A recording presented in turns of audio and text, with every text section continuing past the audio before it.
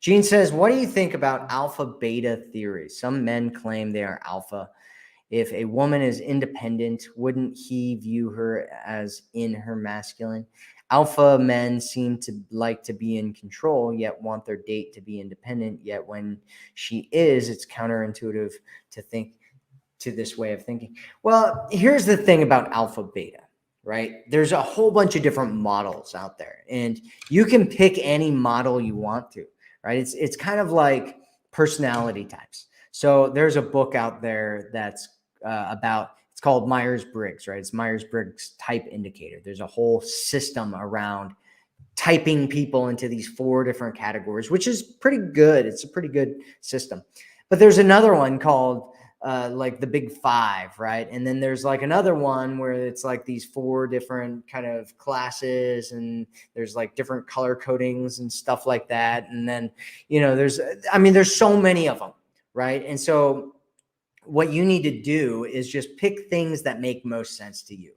Alpha beta is something that I think is more valuable if you're on the men's dating side, and they do that because just like what we're doing here with like goddess or the forever woman or queen or high value woman, right? You take those and you're like, okay, I want to be this goddess. I want to be this high value woman. I want to be a queen. And you take that archetype and you put it on yourself and you go, okay, am I behaving like a queen right now? Am I behaving like a high value woman right now? Well, that's kind of the same with alpha beta for men in the men's dating side. And so a lot of guys are like, am I being an alpha or am I being a beta?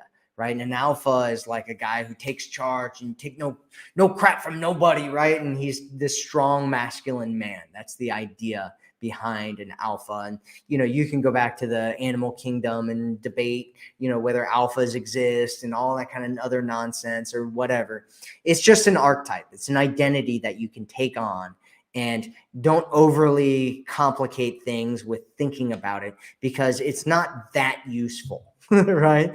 And is it accurate? Probably not. It's almost certainly not accurate, right? Because you get into like, well, what if 2 alphas are meeting each other, or you have a group of different alphas?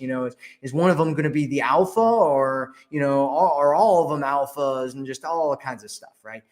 And so I wouldn't get overly caught up in that nonsense. Instead, I would just find something that works for you, right? Like masculine feminine is one that I think is really, really valuable, especially for women.